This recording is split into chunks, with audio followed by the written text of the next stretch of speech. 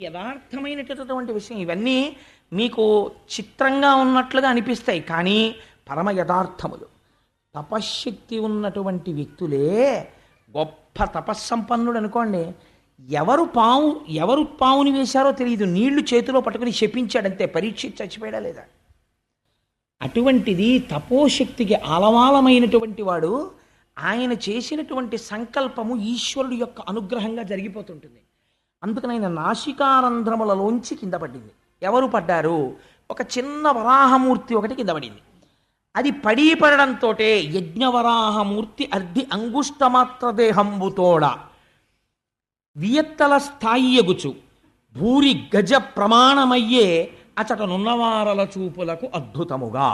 ఆ నాసికారంధ్రంలోంచి కింద పడినటువంటి ఈ వరాహం ఒక పెద్ద కొండంత అయిపోవడం మొదలెట్టింది. దంష్టలతోటి అయిపోయి ఇది ఇప్పుడు అడుగులు తీసి అడుగులు వేయడం మొదలెట్టింది. దీనికి ఎవరు ఏం చెప్పలేదు నువ్వు ఇలా చెయ్యాలని. అందరూ ఆశ్చర్యపోతారు, ఇది ఎక్కడి నుంచి వచ్చింది రోయ్ అని చూస్తున్నారా ఉన్నవాళ్ళు ఋషులు. వాళ్ళకి అర్థమైంది, ఈ సంకల్పమును అనుసరించి భూగోళాన్ని పైకెత్తడానికి ఈశ్వరుడు ఎవడు మొట్టమొదటి నుంచి చివరి వరకు ఉంటున్నాడో వాడు వచ్చాడు. అంటే మొదటి అవతారము వచ్చినది. ఇప్పుడు ఎవరు వచ్చారు?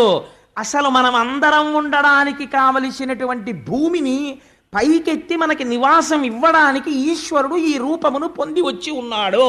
ఎంత కృతజ్ఞులమై ఉండాలి ఆయనకి. ఇవాళ మనం ఉన్నామంటే ఆయన కృతజ్ఞత. ఇది మొదటి అవతారంగా వచ్చేసింది.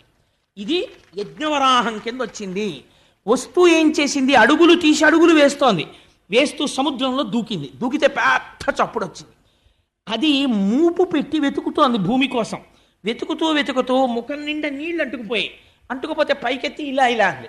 అంటే అవి వెళ్ళి కొన్ని రాజ్యాల్లో పడ్డాయి. రేపు విందురుగాని కర్దమ ప్రజాపతి దేవహూతి వస్తుంది. అక్కడ విందురుగాని ఎక్కడెక్కడ పడ్డాయో, ఎక్కడెక్కడ క్షేత్రాలు అయ్యాయో ఆ నీళ్లు పడ్డాయి. పడితే ఋషులందరూ వెళ్ళి ఋగ్యజు సామవేదములతో స్తోత్రం చేస్తూ ఆ నీళ్లు మీద పడేటట్టు నించున్నారు. ఎందుకని? ఈ కంటికి గోచరం అవనివాడు రక్షించడం కోసమని ఒక విచిత్రమైన మూర్తిగా వచ్చాడు. వచ్చి నీటితో తడిసిన దేహంలో ఉన్న నీటిని చూపుతున్నాడు. ఇది మానసికముగా మీ మీద పడాలి. ఇప్పుడు యజ్ఞవరాహమూర్తి మీద ఉన్న నీరు మీరు ఇక్కడ దర్శనం చెయ్యాలి. చేస్తే పడుతుందని. అందుకే అది యజ్ఞవరాహం, పైకి వరాహం కాదు. అది ఎలా వస్తుంది? ఇక్కడ వరకు విన్నారు కదండి, ఆగండి అలాగా, ఓసారి వెనక్కి వెళ్ళండి. ఇప్పుడు అడిగాడు ఒక ప్రశ్న. ఎవరు అడిగారు? విదురుడు అడిగాడు మైత్రేయుణ్ణి. ఎందుకు అడిగాడు అంటే, విదురుడు కురుసభలో ఉండగా అవమానం చేశారు ఆయన్ని. అవమానం చేస్తే ఆ విదురుడు బయలుదేరి వెళ్ళిపోయి ఉద్ధవుడి దగ్గరికి వెళ్ళి ఉద్ధవుడిని అడిగాడు, కృష్ణ భగవానుడు ఎక్కడున్నాడు అని. అంటే ఉద్ధవుడు చెప్పాడు, కృష్ణుడు నిర్యాణం చెందాడు, యాదవులందరూ వెళ్ళిపోయారు. మరి నువ్వు యాదవుడవు కదా, ఎందుకు ఉండిపోయాడని అడిగాడు పరీక్షిత్ శుకుణ్ణి. అడిగితే కృష్ణుడికి ఏ జ్ఞానం ఉందో అది ఉద్ధవుడికి ఉంది. కృష్ణుడి తర్వాత లోకానికి చెప్పడం కోసం ఉద్ధవుడిని ఉంచేశాడు భూమి మీద. అందుకని చెప్పి ఆ ఉద్ధవుడు బదరికాశ్రమానికి వెళ్ళిపోమ్మని శ్రీమన్నారాయణ ఆదేశాన్ని అనుసరించి వెళ్ళిపోతుంటే విదురుడు వెళ్ళి, నువ్వు శ్రీమన్నారాయణుడి దగ్గర కృష్ణుడి దగ్గర నేర్చుకున్నటువంటి భాగవత జ్ఞానం నాకు చెప్పమని అడిగాడు. అడిగితే నా దగ్గరే కాదు, అది మైత్రేయుడికి కూడా చెప్పాడు. మైత్రేయుడు హరిద్వారంలో ఉన్నాడు, అక్కడికి వెళ్ళి వినమన్నాడు. గంగపడిన చోటైన హరిద్వారం దగ్గరికి వెళ్ళి హరిద్వారంలో భాగవత జ్ఞానాన్ని విన్నాడు. విన్నప్పుడు ఒక విచిత్రమైన ప్రశ్న వేశాడు. ఇంతవరకు బాగానే ఉంది. యజ్ఞవరాహం వచ్చినప్పుడు ఈయన ఎంత గొప్ప మూర్తో అంత గొప్ప రాక్షసుడు వచ్చాడు నీళ్లలోంచి. వాడు అనవసరంగా వచ్చి ఈయన మీద కలిగిపడ్డాడు. వీళ్ళందరూ స్తోత్రం చేస్తున్నాడు, వాడు ఒక్కడే కలిగిపడ్డాడు. ఈయన వాడిని చంపి అవతల పారేశాడయా అన్నారు. ఆ వచ్చిన వాడెవడు, ఎందుకు వచ్చాడు, అందరూ నమస్కారం చేస్తే వాడొక్కడు యుద్ధం చేయడం ఏమిటి, అసలు అదేదో చెప్పు నాకు అన్నాడు పరీక్షిత్. అంటే శుకుడు, ఇలా అడిగేవాడి కోసమే నేను చూస్తున్నానయా, చెప్తాను వినన్నాడు. ఇప్పుడు మీరు ఇక్కడి నుంచి జాగ్రత్తగా వినండి. ఇప్పుడు అంటే మీకు సౌకర్యం కోసం నేను కథాభాగాన్ని కొద్దిగా మలుపులు మార్చుకుని చెప్తున్నాను, తేలిగ్గా అందుతుందని. ఒకప్పుడు కశ్యప ప్రజాపతి తన భార్యలు, ఆ కశ్యప ప్రజాపతికి 13 మంది భార్యలు. 13 మంది భార్యలతోనూ ధర్మబద్ధమైనటువంటి జీవితాన్ని కొనసాగిస్తున్నాడు. ఒకరోజు సాయంకాలం ఆయన అగ్నికార్యం చేసుకుంటున్నారు. అసుర సంధ్య వేళ ప్రారంభమైంది. అసుర సంధ్య వేళ అంటే దాన్ని సంధికాలం, పగలు కాదు రాత్రి కాదు. సూర్యాస్తమయం అంటాం కానీ సూర్యుడికి అస్తమయం లేదు కదండి, భూమి తిరుగుతుంది. అందుకని సూర్యుడి యొక్క వెలుతురు భూమి మీద ప్రసరించని సమయము, చంద్రోదయము కాని సమయము, దీన్ని ఉత్తర సంధ్య అంటారు. ఈ ఉత్తర సంధ్య పూర్వ సంధ్య కన్నా పవిత్రం. ఈ ఉత్తర సంధ్యలో 3 పనులు మాత్రం ఎట్టి పరిస్థితుల్లో చేయకూడదు, శాస్త్రంలో నిషిద్ధం. చీకటి పడే వేళ, పగలు పూర్తయ్యే వేళ, ఈ రెండిటికి నడుమ ఉన్న ఉత్తర సంధ్యలో పొరపాటున కూడా 3 పనులు చేయరాదు. ఏమవి? 1, భుజించరాదు, తినకూడదు. కలియుగం వచ్చిందని గుర్తేమిటి? ధర్మభ్రష్టత్వం. బళ్ళ ముందు కూడా నిలబడి ఎడం చేతిలో పెట్టుకు తినేస్తూ ఉంటాం అసుర సంధ్య వేళలో. వేళావేళలు లేవు. కాబట్టి 1, తినడం నిషిద్ధం. అది ఉగ్రవేళ. మనస్సునందు క్రౌర్యముతో కూడిన ఆలోచనలు వస్తాయి, 6వ వంతు మనస్సై. 2వదేది నిద్రించరాదు. 3వదేది మైథునము జరపరాదు. ఈ 3 నిషిద్ధాలు. మైథునం అంటే స్త్రీ పురుష సంభోగం, జరపరాదు. కానీ గమ్మత్తు ఏమైందంటే, కశ్యప ప్రజాపతి అగ్నికార్యం చేసుకుంటున్నారు. ఆయన సాక్షాత్తుగా రాశీభూతమైనటువంటి తపశ్శక్తి, అటువంటి మహానుభావుడు.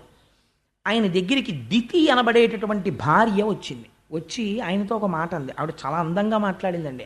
ఆవిడ మామూలుగా మాట్లాడలేదు. ఆవిడంది, నా మీద మన్మధుడు బాణప్రయోగం చేశాడు. నేను ఆ బాణప్రయోగపు తాకిడికి నేను తట్టుకోలేక నిలువెల్లా కదిలిపోతున్నాను. నీవు నా భర్తవి, అందుచేత నువ్వు నన్ను అనుగ్రహించి నాలో కలిగినటువంటి ఈ కామావేశమునకు ఉపశాంతిని కల్పించు అని చెప్తూ ఆవిడ ఒక మాట చెప్పింది. నేను ఇలా అడగడం వెనకాతల ఒక రహస్యం ఉంది అని. ఏమిటి అన్నాడు కశ్యపుడు. అంటే, అనధర్మపత్ని వలనను మునుకొని తా పుత్ర రూపమున ఉదయించున్, దీపించిన దీపముచే దీపము 2 కాదే సికి ఒకటయ్యున్. అంటే కామాన్ని ధర్మంతో కలిపే ప్రయత్నం చేసింది దితి.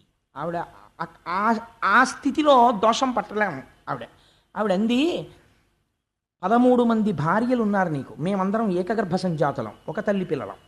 13 మందిని ప్రజాపతి నీకు ఇచ్చి పెళ్లి చేశాడు. అందులో 12 మందికి సంతానం కలిగారు, ఇంకా నాకు సంతానం కలగలేదు. సాధారణంగా భార్యాభర్తల యొక్క అనుబంధంలో ఒక గొప్ప సిద్ధాంతం ఉంది, ఆత్మావై పుత్రనామాసి. భర్త అపురూపముగా ఇచ్చేటటువంటి కానుక భార్యకు ఏది అంటే, తానే తన భార్య కడుపున మళ్ళీ ఉదయిస్తాడు. కాబట్టి ఏమైంది? తానే పుత్రరూపముగా తన భార్యలోంచి పైకొస్తున్నాడు. ఇది ఎట్లా ఉంటుందో తెలుసా? ఆవిడంది, తన ధర్మపత్ని వలనను మునుకొని తా పుత్రరూపమున ఉదయించున్. పురుషుడు తన ధర్మపత్నితో సమాగమం చేసి తానే కొడుకుగా పైకి రావాలి. అది ధర్మం, ధర్మపత్ని విషయంలో. ఇది దీపించిన దీపముచే దీపము 2 కాదే సికి ఒకటయ్యున్. ఒక దీపాన్ని పట్టుకెళ్ళి ఇంకో దీపాన్ని వెలిగిస్తాం, 2 జ్యోతులు వెలుగుతున్నట్టు కనపడుతుంది. కానీ ఒత్తుల యొక్క పొడుగు పొట్టి ఉండొచ్చు, ప్రమిద ఒకటి ఎర్రగా ఉండొచ్చు, ఒకటి నల్లగా ఉండొచ్చు, నూనె ఒక దాంట్లో ఎక్కువ ఉండొచ్చు, తక్కువ ఉండొచ్చు. కానీ సమాన ధర్మం ఉన్నది మాత్రం ఒకటి ఉంది. ఏది? శిఖి. ఆ దీపం చివర వెలుగుతున్న జ్యోతి మాత్రం ఒకటే. దానిది అదే జ్యోతి, దీనిది ఇదే జ్యోతి. ఈ జ్యోతికి ఆ జ్యోతికి తేడా లేదు. కాబట్టి తండ్రికి కుమారుడికి భేదం లేదు. తండ్రికి కుమారుడికి భేదం లేకపోయినా 2గా కనపడేటట్టు చేయగలిగిన శక్తి ప్రపంచంలో ధర్మపత్ని ఒక్కతే. ఆవిడ మాత్రమే అధికారమును పొంది ఉంటుంది. తన భర్తని కొడుకుగా ప్రపంచమునందు నడిచేటట్టు చేయగలదు, ఆయన తేజస్సుని తాను గ్రహించి. కాబట్టి నేను నీ తేజస్సుని నా యందు ప్రవేశపెట్టమని అడుగుతున్నాను. ధర్మమునకు లోపం ఎక్కడుంది? నాకు సంతానమును కటాక్షించు. ఎంత ధర్మబద్ధంగా అడిగింది చూడండి. ఆయన అన్నాడు, నిజంగా భార్యాభర్తలంటే ఇలా మాట్లాడుకోవాలా అనిపిస్తుంది ఒక్కొక్కసారి. భాగవతం చదువుతుంటే, కావ్యాలు చదువుతుంటే, పురాణాలు చదువుతుంటే. ఆయన అన్నాడు, భార్య అంటే ఎవరో తెలుసా దితి? భార్య ఉన్నవాడంత అదృష్టవంతుడు ప్రపంచమునందు లేడు. ఎందుచేతనో తెలుసా? శత్రువులు వచ్చినా సరే దుర్భేద్యమైనటువంటి దుర్గమునందు కూర్చున్న రాజు ఎంత ధైర్యంగా ఉంటాడో, ఇంద్రియముల యొక్క అలజడిని ధర్మబద్ధము చేయగలిగినటువంటి భార్య దుర్గము వంటిది. ఎందుకని? భార్య యందలి కామము ధర్మబద్ధమైన కామమై పుత్రరూపమైన అర్థముగా మారిపోతోంది. ధర్మపత్ని వలన ధర్మబద్ధమైన కామము ధర్మబద్ధమైన పుత్రరూపమైన అర్థమునిచ్చి మోక్షము వైపుకి నడిపిస్తోంది ఆయన గయాశ్రాద్ధం పెట్టడం వల్ల. కాబట్టి భార్య అనేది సముత్కృష్టమైనటువంటి స్థానమును అధిరోహించి ఉన్నది. నీ వంటి భార్యని పొంది ఉండడం నా అదృష్టం. ఒకసారి భార్యని పొందిన తర్వాత ఇంటి నిర్వహణ బాధ్యత అంతా భార్య చూసుకుంటుంది. తాను హాయిగా ధర్మకార్యాచరణమునందు పురుషుడు ప్రవర్తిస్తాడు.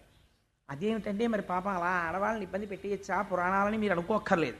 ఆయన ధర్మం చేసేసుకుంటాడు, ఆవిడ వంట చేసుకుంటుందా అని. ఈయన చేసినటువంటి ప్రతి పుణ్యంలో సగభాగం ఆవిడ ఖాతాలో వేసేస్తారు. ఆవిడ చేసిన పుణ్యంలో సగభాగం ఈయనకి వెయ్యరు ధర్మశాస్త్రంలో. పాపానికి ఎందుకు భయపడమని చెప్పిందో తెలుసా అండి? పురుషుడు తాను పాపకర్మ చేసి ఏదైనా తీసుకుని ఇంట్లో తీసుకొచ్చి పెట్టాడు అనుకోండి, దాంట్లోంచి భాగం భార్యకు కానీ పిల్లలకు కానీ వేరు. మొత్తం ఫలితం తీసుకెళ్ళి ఆయన ఖాతాలో వేస్తారు. ఆయన శరీరం పడిపోయిన తర్వాత ఆయన తెచ్చిందంతా వీళ్ళందరూ పంచుకున్నారనుకోండి, వాళ్ళకేమీ తప్పేమీ తీసుకొచ్చి పెట్టరు, వాళ్ళు అనుభవించవచ్చు. పాపం మొత్తం మూట కట్టుకుని ఎవరెడతారో తెలుసా అండి? పట్టుకొచ్చిన వాడు ఒక్కడే పట్టుకెళ్తాడు, ఉత్తర జన్మల్లో అనుభవిస్తాడు. ఇక్కడేమైంది?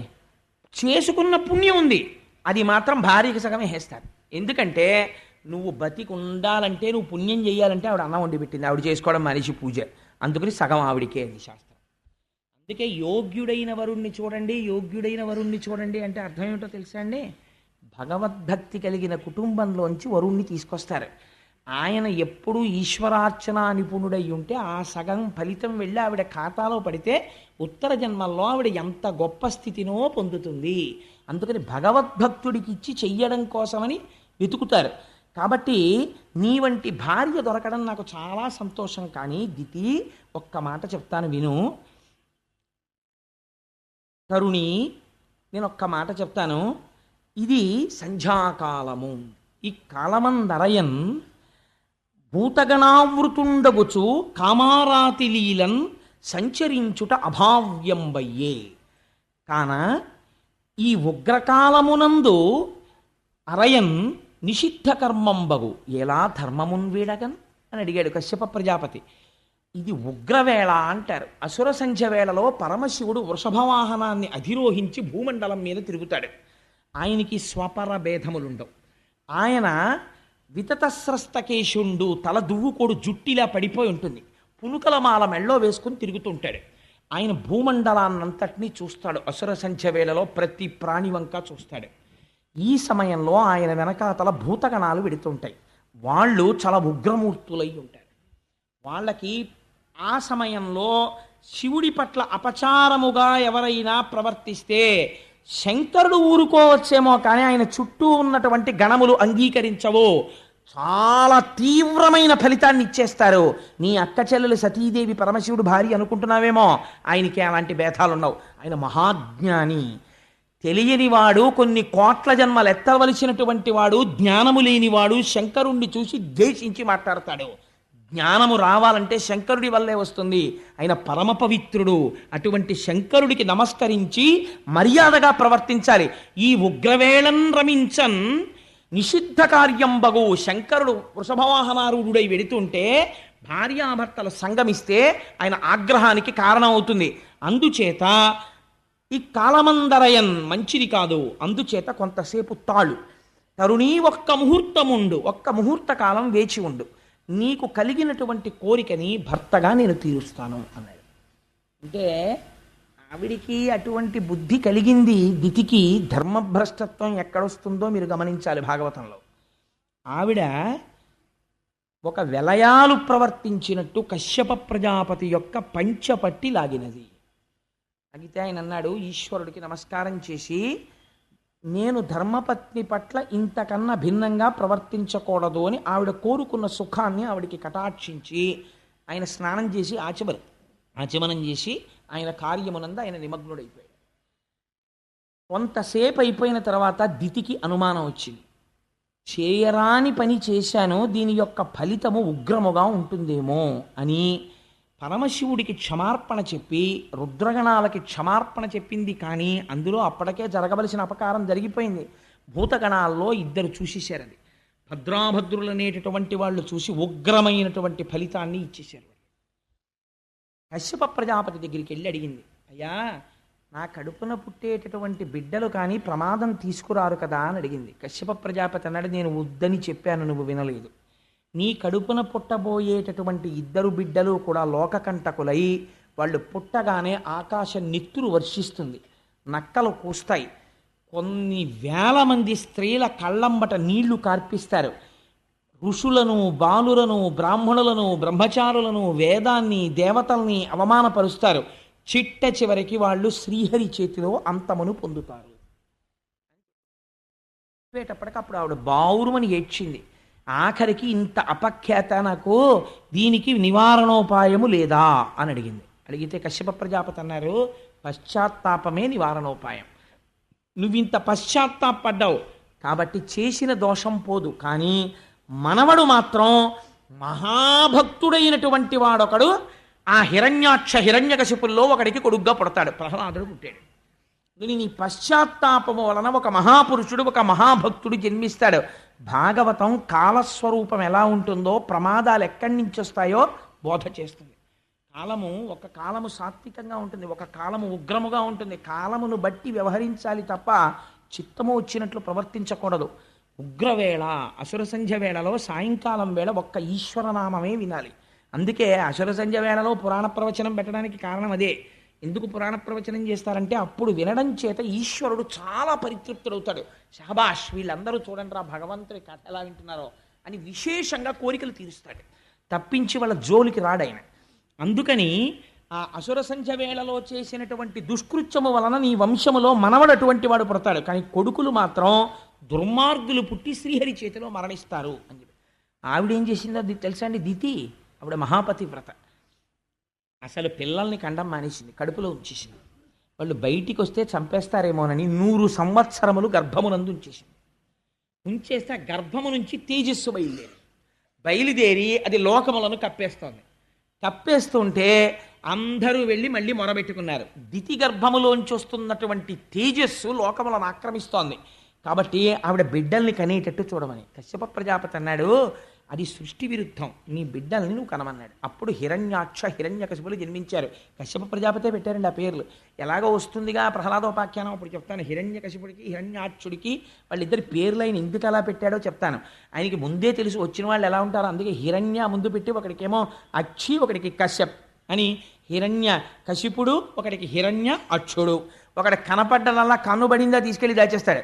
ఒకడికి ఎంతసేపు తానే గొప్పవాడని తన భోగం అనుభవించాలని ఆఖరికి యజ్ఞాలు యాగాలు కూడా తన పేరు మీద చేయించుకుంటాడు. అహంకార మమకారాలే ఇద్దరును. అందుకని ఆ హిరణ్యాక్ష హిరణ్యకశిపులు ఇద్దరు దితి యొక్క గర్భము నుండి జన్మించారు. ఇప్పుడు వీడు పుట్టడంతో దుర్నిమిత్తములన్నీ కనబడ్డాయి. వాడు ఆకాశం అంతెత్తు పెరిగిపోయాడు. ఒక పెద్ద పర్వతం ఎంత ఉంటుందో అంతెత్తు పెరిగిపోయాడు. పెరిగిపోయి వాడికి పుట్టినప్పటి నుంచి ఏమిటి కోరికంటే యుద్ధం. నాకు యుద్ధం కావాలి, నాతో యుద్ధం చేసేవాడెవడు, నాతో యుద్ధం చేసేవాడెవడు, నాతో యుద్ధం చేసేవాడెవడని వాడు విశేషమైన కోరికని పెంచుకున్నాడు.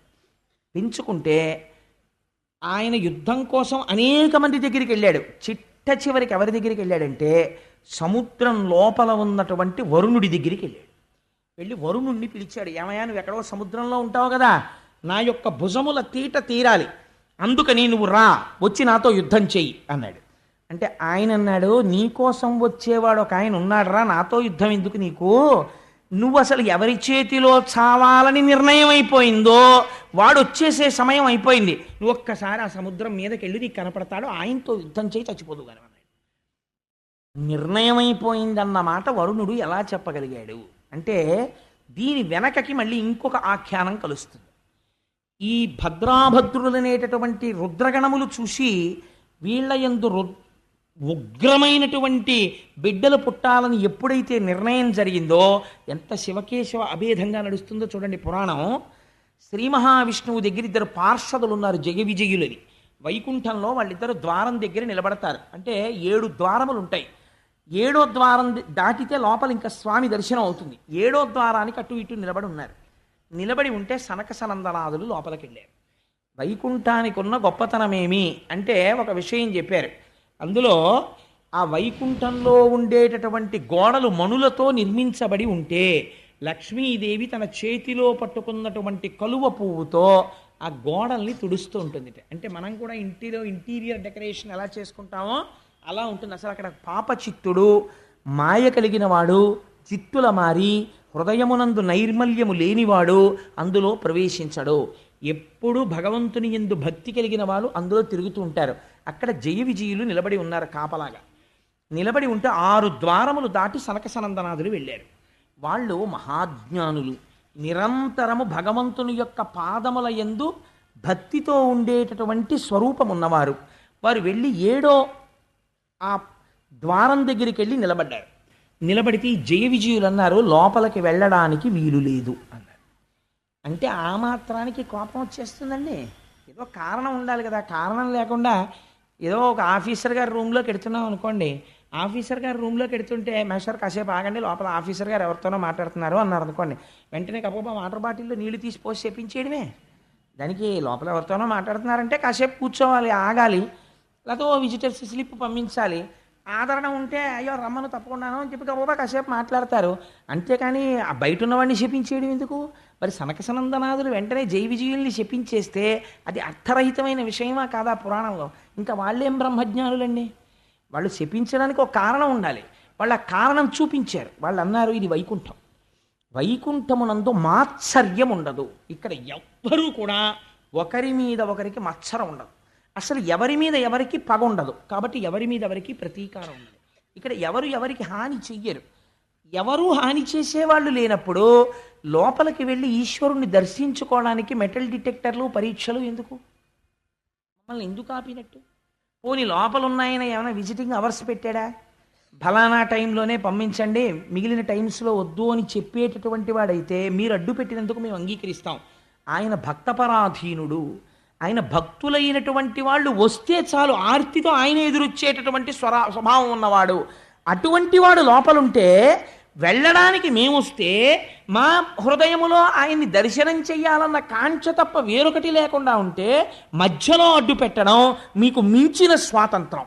మీ మించిన స్వాతంత్రానికి మీరు పోయారు కాబట్టి, మత్సరము లేని చోట మత్సరాన్ని సృష్టిస్తున్నారు కాబట్టి, ఏది ఎక్కడ ఉండకూడదో దాన్ని మీరు చూడటం మొదలు పెట్టారు కాబట్టి అది ఎక్కడ పుష్కలంగా దొరుకుతుందో ఆ భూలోకానికి పొందారు అనేటప్పటికీ వాళ్ళిద్దరూ కాళ్ళ మీద పడి పెద్ద ఏడుపు మొదలెట్టారు.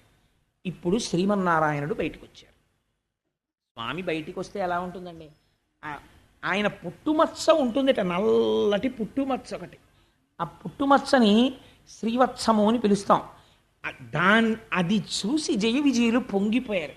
స్వామి, ఏమి అందగాడివయ్యా, నీ స్వరూపం మేము ఎప్పుడూ చూడలేదు. మా తండ్రి గారైనటువంటి చతుర్ముఖ బ్రహ్మగారు మాకు ఉపదేశం చేశారు. ఇలా ఉంటాడరా శ్రీమన్నారాయణుడంటే, మీరు రోజు ఉపాసన చెయ్యండి అని మాకు చెప్పారు. జలధరదేహు నాజాను చతుర్బాహు సరసీరుహక్షు విశాలవక్షు, ఎన్ని మార్లు చెప్పినా అదే వర్ణన.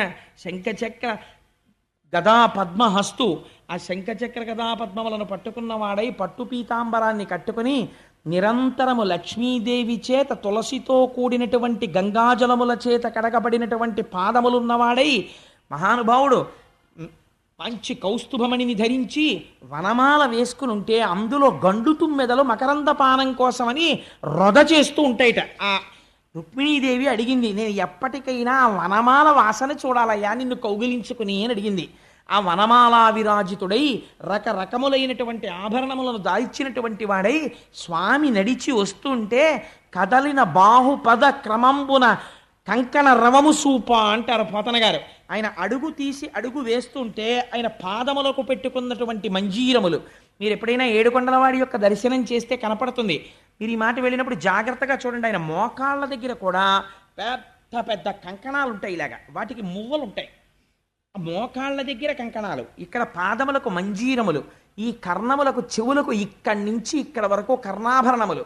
ఆ కర్ణాభరణములు పెట్టుకోవడం వల్ల బొగ్గల మీద పడేటటువంటి కాంతులు, విశాలమైనటువంటి లలాటము, దానికి పెట్టుకున్నటువంటి ఆ కస్తూరి తిలకము, ఆ పైన పెట్టుకున్నటువంటి పెద్ద కిరీటము, వెనకాతల వచ్చేటటువంటి సత్వగుణ ప్రధానులైనటువంటి పారిషదులు, వీళ్ళందరితో కలిసి ఒక మెరుపు తీగ ఎలా వస్తుందో అన్నిటికన్నా గొప్పతనం నీలతో యద మధ్యస్థ విద్యుల్లేకే భువాస్వర అని తెల్లటి వస్త్రం కట్టుకుని మెరిసిపోతూ అమ్మవారు అలవోకగా చేతిలో ఒక తామర పువ్వు పట్టుకుని తన చేత్తో శ్రీమన్నారాయణుడి చెయ్యి పట్టుకుని ఆ లక్ష్మీనారాయణులిద్దరూ బయటికి వచ్చి నిలబడ్డారు.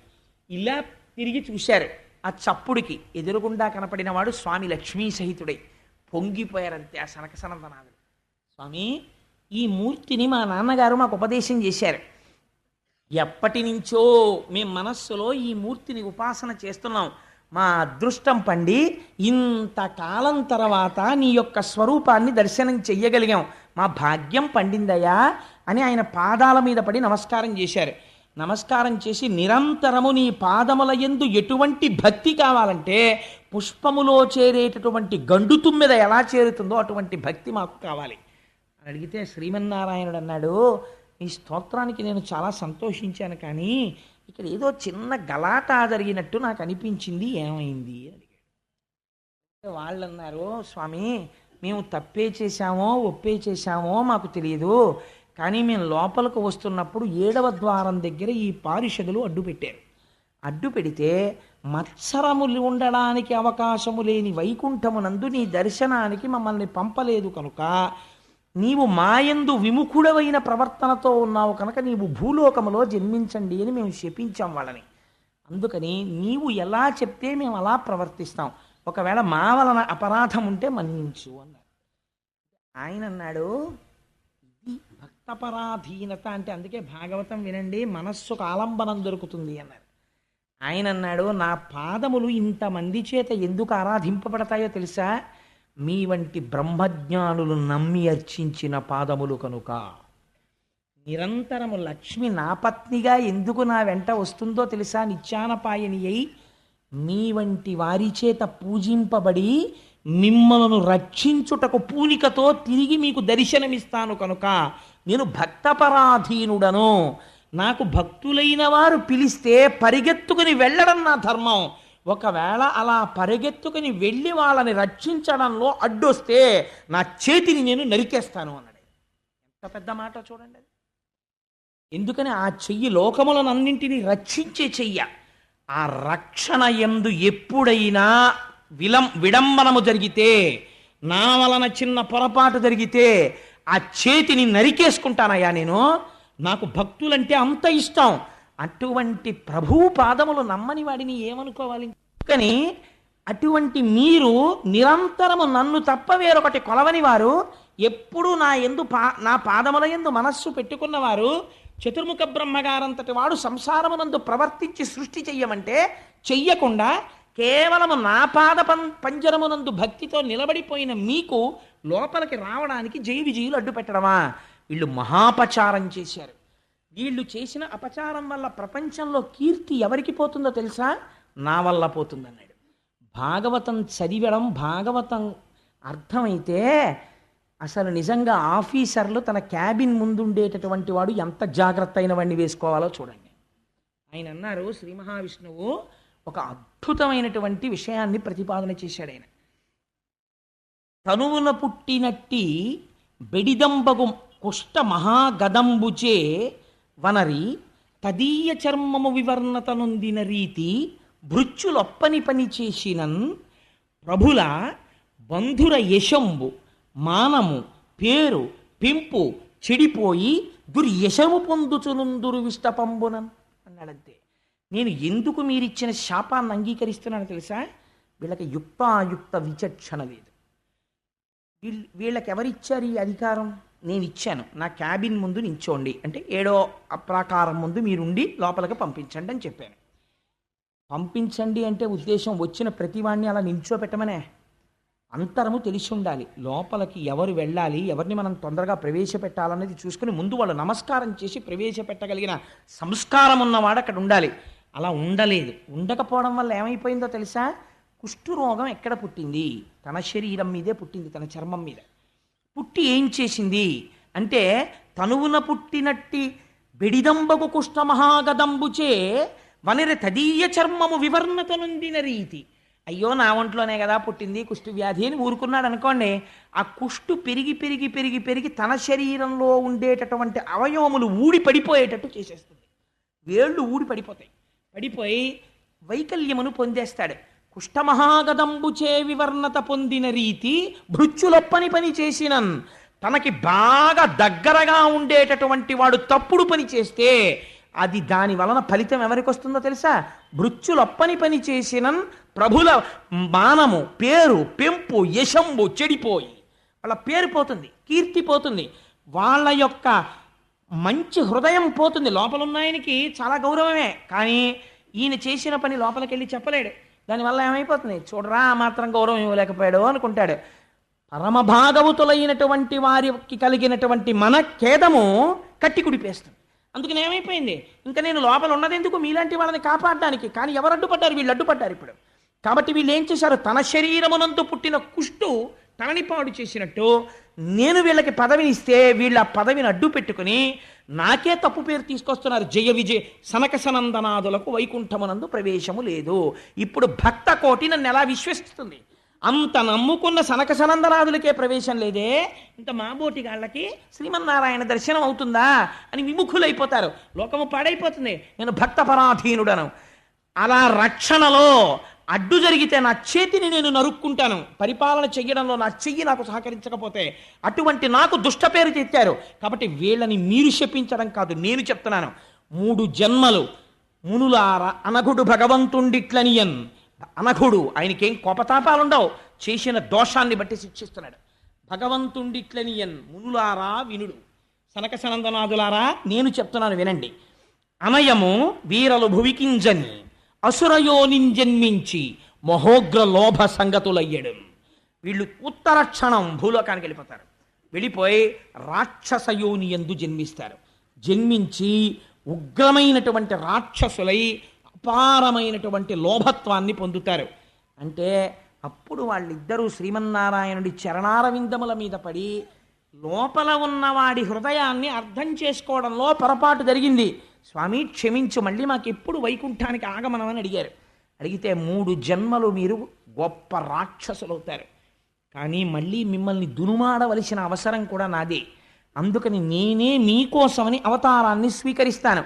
స్వీకరించి వచ్చి మిమ్మల్ని నిర్మూలించి మళ్ళీ తెచ్చి నా వాళ్ళగా చేసుకుంటాను. అందులో కూడా రక్షణే మళ్ళీ అని ప్రతిజ్ఞ చేశాడు. ఇప్పుడు అందులో ఒకడైనటువంటి హిరణ్యాక్షుడు ఆ సముద్రంలో పశ్చిమ సముద్రం అడుగున ఉన్నటువంటి వరుణుణ్ణి యుద్ధానికి రమ్మని పిలుస్తున్నాడు. ఈ యజ్ఞవరాహమూర్తి జన్మించినప్పుడు, ఆయన అవతారము వచ్చినప్పుడు ఆ వరుణుడు అన్నాడు, ఇదిగో సముద్ర జలాల మీద ఒక కొత్త భూతం ఒకటి వచ్చింది, నువ్వు దాంతో యుద్ధం చెయ్యి అన్నాడు. అంటే వీడు గబగబా పైకొచ్చాడు. అప్పటికి యజ్ఞవరాహమూర్తి వచ్చారు. సాధారణంగా మనకి యజ్ఞవరాహమూర్తిని ఎక్కడైనా ఫోటో కానీ ఏదైనా చూసినప్పుడు ఒక పంది స్వరూపాన్ని వేసి దాని మూపు మీద 2 కోరల మధ్యలో భూమిని ఎత్తుతున్నట్టుగా వేస్తారు కదండి. కానీ అలాగా ఉండరు పరమాత్మ. యజ్ఞవరాహమూర్తి అంటే ఎవరో తెలుసా అండి? యజ్ఞవరాహమూర్తి యొక్క వర్ణన విన్నా, యజ్ఞవరాహమూర్తి యొక్క ఆవిర్భావమును విన్నా ఉత్తర క్షణంలో కొన్ని కోట్ల జన్మల పాప సంచయము దగ్ధమైపోయి కృష్ణ భక్తి కలుగుతుంది. ఇందుచేత విష్ణు సహస్రనామ స్తోత్రంలో ఒక నామం ఉంది, యజ్ఞో యజ్ఞపతిర్యజ్వా యజ్ఞాంగో యజ్ఞవాహన యజ్ఞభృత్యజ్ఞకృత్యజ్ఞీ యజ్ఞభుక్యజ్ఞసాధన యజ్ఞాంతకృత్యజ్ఞగుహ్యం అన్నమన్నాదయేవచ అని. ఆ వచ్చిన వరాహమూర్తి ఎవరో తెలుసా అండి? యజ్ఞస్వరూపము వరాహమై వచ్చినది. అది విచిత్రం. యజ్ఞము దేన్ని ఆధారంగా చేస్తారు? వేదము ఆధారమై ఉంటుంది. ఆ వేదము ఆయన శరీరమైంది. ఇప్పుడు వేదములో చతుర్హోత్రము అనబడేటటువంటి ఒక క్రియాకలాపం చేస్తారు, అదే ఆయన యొక్క 4 కాళ్ళు అయ్యాయి. యజ్ఞము చేసేటప్పుడు సృక్కు స్రవము అని 2 పట్టుకుంటారు. మీరు ఎప్పుడైనా చూసుంటారు. సృక్ అని ఒక చెక్కతో చేసింది ఉంటుంది, చిన్న మూతి ఉంటుంది దానికి, ఆ నేతిలో ముంచి ఇలా వేస్తూ ఉంటారు. ఆ సృక్కు స్రవం అని ఉంటుంది. పూర్ణాహుతి చేసేటప్పుడు ఆ స్రవం మీద పెట్టి సృక్కుతో పట్టుకుని వదిలిపెట్టేస్తారు మూటని. ఆ సృక్కు స్రవము ఈ 2 కూడా స్వామివారి యొక్క 2 దంస్ట్రలయ్యాయి. అందులో యజ్ఞం చేసేటప్పుడు బ్రహ్మస్థానమునందు పెట్టేటటువంటి పాత్ర ఆయన యొక్క నాసిక అయింది. అలాగే సోమరసాన్ని తీసుకొచ్చి పాత్రలో పెట్టేటటువంటి స్థానము ఆయన యొక్క చెవి రంధ్రమైంది, కర్ణరంధ్రమైంది. హవిస్సుని వేయడం కోసం అని చెప్పి ఆ హవిస్సు పెట్టేటటువంటి పాత్ర ఉంటుంది. అంటే చెరువు అంటారు, ఓ పిండి ముద్ద లాంటిది ఒకటి వండుతారు. ఇది పూర్తిగా వాడకూడదు, యజ్ఞంలో కొంత ఉంచాలి, ఇంకా ఆ పాత్రలో మిగలాలి. ఆ చెరువు వండుతారు, పిండి ముద్ద లాంటిది. ఆ పిండి ముద్ద లాంటి దాన్ని ఉంచేటటువంటి పాత్ర ఉంటుంది, దాన్ని ఇడ అని పిలుస్తారు. ఆ ఇడ యజ్ఞవరాహము యొక్క ఉదర భాగమైనది.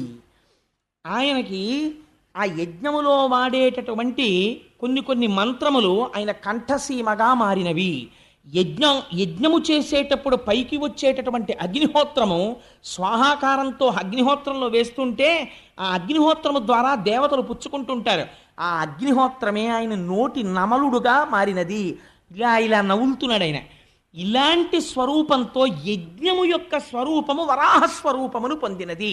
వరాహం అంటే ఏమిటో తెలుసా అండి? పరమోత్కృష్టమైన రోజు. ఏ రోజు నీ జీవితంలో ఈ యజ్ఞవరాహం విన్నావో అదే నీ జీవన యాత్రలో కొన్ని కోట్ల కోట్ల జన్మలలో పరమోత్కృష్టమైన రోజు.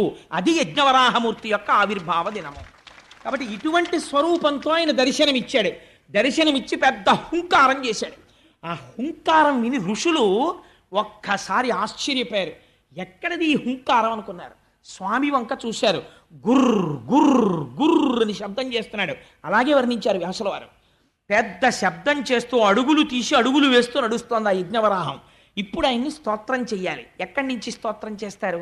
అందుకని ఋగ్వేదంలోంచి, యజుర్వేదంలోంచి, సామవేదంలోంచి ఋషులందరూ నిలబడి సూక్తములను వల్లిస్తున్నారు. వల్లిస్తూ ఆ యజ్ఞవరాహానికి నమస్కారం చేస్తున్నారు. ఆ యజ్ఞవరాహం అడుగులు తీసి అడుగులు వేస్తూ సముద్రంలోకి ప్రవేశించింది. ప్రవేశించి తన నాసికతోటి, తన ఆ మూపుతోటి కెలుకుతోంది. దేనికి? పృథివికి వాసన ఉంటుంది. అందుకని వాసన బట్టి పట్టుకుందాం భూమి ఎక్కడ పడిపోయిందోనని ఆ నీటిలో వెతుకుతోంది. వెతుకుతున్నప్పుడు ఆ మూపురానికి తగలటం లేదు. భూమి నీటితో నిండిపోతోంది ముఖమంతాను. ఒక్కసారి పైకెత్తి ఆ నెయ్యి, యజ్ఞంలో వాడే నెయ్యి ఆయన కన్ను, ఒక్కసారి ఆ కనురెప్పలు పైకెత్తి చిట్లించి ఇటు అటు గుర్రమంటూ మెడ విప్పుతోంది. మెడ విసురుతోంది. విసిరినప్పుడు ఆ జూల్లోంచి నీళ్లు లేచి పడుతున్నాయి. మహర్షులు, చతుర్ముఖ బ్రహ్మ అందరూ వెళ్ళి దాని కింద తలబెట్టారు. ఆయన మించి పడినటువంటి నీటి కోసమని. ఈ కంటితో చూడరాని పరమాత్మ యజ్ఞవరాహంగా వచ్చారు. ఇవాళ ఆ నీటితో తడుస్తున్నారు. ఆయన వెతికి వెతికి వెతికి వెతికి భూమిని పట్టుకున్నారు. పట్టుకుని దాన్ని మూపు మీదకి ఎత్తుకుని ఆ రెండు దంష్టల మధ్యలో ఇరికించి దాన్ని పైకెత్తారు. పైకెత్తి ఇలా చూపించారు. చూపించేటప్పటికి ఋషులందరూ స్తోత్రం చేశారు. ఇప్పుడు మహానుభావుడు స్వయంభవ మనువు తన భార్యతో కలిసి స్తోత్రం చేశాడు. ఏమి గొప్పతనమయ్యా మహానుభావా!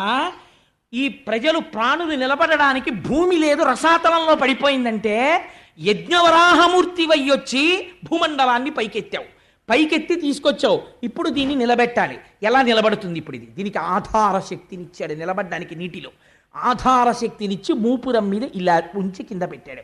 కింద పెట్టి మూపురాన్ని పైకెత్తి నిలబడ్డాడు. ఇలా భూమండలాన్ని గోళ రూపంలో పైకెత్తితేట పొడమి తల్లి పొంగిపోయిందిట భూదేవి. ఆహా, ఏమి అదృష్టం! నా అదృష్టం! నా స్వామిని తన మూపురంతో పైకెత్తాడని గాఢంగా ఆలింగనం చేసుకుందిట. తత్ఫలితమే నరకాసురుడు జన్మించాడు. అది ఎందుకు అలా పుట్టాడో, ఎందుకు భూదేవి సత్యభామగా వచ్చిందో అక్కడ చెప్తాను. ఆ విశేషాలు దశమస్కంధం దాటుతున్నప్పుడు చెప్తాను. ఇప్పుడు చెప్పడం కుదరదు. అందుకని ఆ యజ్ఞవరాహమూర్తి రూపంలో పైకెత్తాడు. పైకెత్తి ఆ భూమిని ఆ ఆధార శక్తినిచ్చి నిలబెడితే వీళ్ళందరూ స్తోత్రం చేసి, అయ్యా ఈ కంటికి కనపడనటువంటి వాడివి, జన్మనెత్తవలసిన అవసరం లేని వాడివి, ఒక స్వరూపమును పొందవలసిన రూపము లేని వాడివి, చతుర్ముఖ బ్రహ్మనంతటి వాడిని తపించని సృష్టి చేయించిన వాడివి, ఇవాళ మైథున సృష్టి కొనసాగి ప్రాణులు నిలబడ్డానికి ఆధారభూతమైన భూమి పైకి తీసుకొచ్చి నిలబెట్టి మహోపకారం మొట్టమొదట చేశావు. ఇటువంటి యజ్ఞవరాహమూర్తికి మా నమస్కారం అని ఆయన పాదములకు శిరస్సులు ఉంచి నమస్కరించి మనఃపుష్పములను ఆయన పాదముల మీద వేశారు. వేస్తే స్వామి వారందరికీ అభయిస్తున్న సమయంలో ఈ హిరణ్యాక్షుడు యుద్ధానికి వచ్చాడు. ఇద్దరి మధ్య భయంకరమైనటువంటి యుద్ధం జరిగింది. ఆశ్చర్యం ఏమిటో తెలుసా అండి? వాడే సామాన్యమైన శక్తివంతుడు కాడు. యజ్ఞవరాహమూర్తి శరీరంలోంచి నెత్తురు కారేటట్టు కొట్టాడు వాడు. ఒక స్థితిలో ఎంత చిత్రం జరిగిందంటే, హిరణ్యాక్షుడు ప్రయోగించినటువంటి గదా ప్రహారమునకు స్వామి చేతిలో గద జారి కింద పడిపోయింది. పడిపోతే వాడన్నాడు, నేను కొట్టను, గద తీసుకో, గద లేని వాడిని కొట్టనన్నాడు. ధర్మానికి ఆశ్చర్యపోయారు స్వామి. ఎంత ధర్మాత్ముడివిరా ఈ ఒక్క విషయంలో అనుకుని వెంటనే సుదర్శన చక్రాన్ని స్మరించారు. స్వామికి అదో సంతోషం. తన పార్షదులేగా జై విజయులు, ఇప్పుడు వీడికి ఇంత శక్తి వచ్చిందో, అబ్బో బాగా చేస్తున్నాడు యుద్ధం అని చెప్పి తాతగారు చూడండి ఉట్టినే పిల్లాడితో ఇలా కుస్తీ పడతాడు, అలా కుస్తీ పడుతున్నాడు. చతుర్ముఖ బ్రహ్మగారు అన్నారు, స్వామి నీ వినోదం చాలు, మాకు భయం వేస్తోంది, వాడు నిన్ను అలా గదతో కొడుతుంటే మేము చూడలేకపోతున్నాం, వాడిని సంహరించి ఉద్ధరించు అన్నారు. ఒక అవతారం, వాడికి ఒక శాపం విమోచనం అయిపోతుంది. అలా ఎంతసేపు వాడిని ఇబ్బంది పెడతావు, కొట్టేసేయి స్వామి, వాడి తలకాయ తీసేయమన్నాడు. అప్పుడు సుదర్శన చక్రాన్ని ప్రయోగిస్తే ఒక పెద్ద గదని ప్రయోగించాడు వాడు. ఆయన అబ్బో పోతన గారు ఏమి పద్యాలు రాస్తారోనండి మహానుభావుడు, గద సారించి అసహ్య విక్రమ సమగ్ర స్ఫూర్తితో వేయగా వరాహమూర్తి ఆ గద తప్పించి ఆ దంష్ట్రాగ్రాహతిన్ త్రుంచి బలమొప్పన్ మదాతిరేక బల శౌర్యోదార విస్తార పంచాస్య సంపద సామజేంద్రమును బలమొప్పన్ ఈడ్చి త్రుంచు చందంబునన్ అంటారు. ఎంత గొప్ప పద్యమో చూడండి. ఆ హిరణ్యాక్షుడు గదని గిర్ర గిర్ర గిర్ర గిర్ర తిప్పి స్వామివారి మీదకి విసిరితే అలవోకగా గదని పట్టుకున్నారట. పట్టుకుని విరిచేసి అవతల పారేసి, నిన్ను చంపడానికి సుదర్శన చక్రం వెయ్యాలా? వాడు భయంకరమైన మాయ కల్పించి భూతప్రేత పిశాచాల్ని ఎముకల్ని వర్షం కల్పించాడు. సుదర్శన చక్రంతో కొట్టేశారు దాన్ని. కొట్టి ఆఖరణ ఇంకా ఎంతసేపు వినోదం స్వామి, వాడిని నిగ్రహించమన్నారు. నిగ్రహించమంటే పిల్లాన్ని చూడండి, చూసి చూసి చూసి చూసి తండ్రి ఏమిట్రా ఈ అల్లరి అనో లెంపకాయ కొడతాడు. అలా మీరు కావాలంటే భాగవతంలో చూడండి, ఆదివరాహమూర్తి గూబ మీద ఓ లెంపకాయ కొట్టారు హిరణ్యాక్షుణ్ణి. అంతే వాడు కింద పడిపోయాడు. కింద పడిపోయి నాసికారంధ్రముల వెంట కర్ణరంధ్రముల వెంట నెత్తురు కారిపోతుండగా కిరీటం పడిపోయి తన్నుకుంటున్నాడు. దితికి అర్థమైంది, ఓహో నా కొడుకుని శ్రీహరి సంహరిస్తున్నాడని. ఆవిడ స్తన్యములలోంచి రక్తము స్రవించింది. ఇక్కడ హిరణ్యాక్షుణ్ణి తన 2 కోరలతో నొక్కి పట్టి సంహరించాడు. హిరణ్యాక్ష వధ పూర్తయి ఆయనకి ఒక శాపం తీరిపోయింది, భూమండలాన్ని పైకెత్తాడు. అందుకే ఆ మహానుభావుడు యజ్ఞవరాహావతారంలో భూమిని పైకెత్తినటువంటి ఆ కోర అంటే శంకర భగవత్పాదులకి ఎంత ఇష్టమో చెప్పలేను. అవిద్యానామం తత్తిమిరమిగిరోత్తిపనగరి జడానాం చైతన్యస్తబకమకరంద శృతిఝరి దరిద్రాణం చింతామణి గుణనికా జన్మజలధౌ నిమగ్నానాం దంష్ట్రా మురరిపువరాహస్య భవతి అంటారు. ఆ ఆదివరాహమై యజ్ఞవరాహమై ఆనాడు 2 కోరలతో భూమండలాన్ని సముద్రంలోంచి ఇలా పైకెత్తుతూ తడిసిపోయిన ఒంటితో నిలబడినటువంటి స్వామి ఉన్నారే, ఆ మూర్తిని మానసికంగా ఇక్కడ ఎవరు దర్శనము చేసి చేతులొగ్గి నమస్కరిస్తున్నారో అటువంటి వారి యొక్క జీవన యాత్రలో ఈ ఘట్టమును విన్న రోజు పరమోత్కృష్టమైన రోజు అయి వారి పాపరాశి ధ్వంసమవుతోంది. ఈశ్వరుడి యొక్క నిర్హేతుక కృప యజ్ఞవరాహముగా వచ్చినటువంటి ఆ అవతార విశేషంతో ఇవాళ ఉపన్యాసాన్ని పూర్తి చేస్తూ రేపటి రోజున అద్భుతమైనటువంటి అవతారం కపిలుడిగా వస్తాడు స్వామి. కర్దమ ప్రజాపతి దేవహూతి. అసలు తపస్సు అంటే ఎలా ఉంటుందో, కపిల గీత అంటే ఏమిటో రేపటి రోజున ఆవిష్కరిస్తాను. ఆ మంగళమైనటువంటి ఘట్టం దగ్గర పూర్తి చేయాలి. స్వామి గోవిందుడై రక్షణ చేశాడు. అందుకని మీరందరూ ఇవాళ గోవిందా హరి గోవిందా గోకులనందన గోవిందా అనండి. నేనేదో కొన్ని నామాలు అంటుంటాను, మీరు అనవలసింది అంటే స్వామి మన కోసమని మహానుభావుడు యజ్ఞవరాహమై భూమండలాన్ని పైకెత్తి ఆధారశక్తిని ఇవ్వకపోతే ఇవాళ మనం ఎక్కడ నిలబడతాం?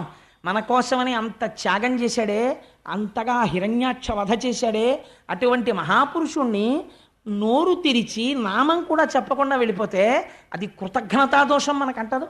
అందుకే నేను అక్కడికి కొన్ని పద్యాలు కూడా తగ్గించి గబగబా పూర్తి చేస్తున్నాను. మంగళప్రదమైన ఘట్టం దగ్గరికి వచ్చి పూర్తి చేద్దామని. ముక్త కంఠంతో మీరు అంటుంటే ఆ నామం స్వామి చెవిన పడి, ఇక్కడే ఉన్నాడు గురువాయూరప్ప, పొంగిపోయి ఆనందపడిపోతాడు. నా పిల్లలు తలుచుకుని ఎంత పొంగిపోతున్నారో నా నామమని. భక్తవత్సల గోవింద భాగవత ప్రియ గోవింద గోవింద హరి గోవింద కులనందన గోవింద పురాణ పురుష గోవింద గోవింద హరి గోవింద గోకులనందన గోవింద నందనందన గోవింద గోవింద హరి గోవింద గోకులనందన గోవింద దుష్ట సంహార గోవింద గోవింద హరి గోవింద గోకులనందన గోవింద వరాహమూర్తివి గోవింద గోవింద హరి గోవింద గోకులనందన నందన గోవింద దశరథనందన గోవింద గోవింద హరి గోవింద గోకుల నందన గోవింద మత్స్యకూర్మ హరి గోవింద గోవింద హరి గోవింద గోకుల నందన గోవింద బలరామానుజ గోవింద గోవింద హరి గోవింద గోకుల నందన గోవింద శ్రిత పరిపాలక గోవింద గోవింద హరి గోవింద గోకుల నందన గోవింద సీతానాయక గోవింద గోవింద హరి గోవింద గోకుల నందన గోవింద అభిషేక ప్రియ గోవింద గోవింద హరి గోవింద గోకుల నందన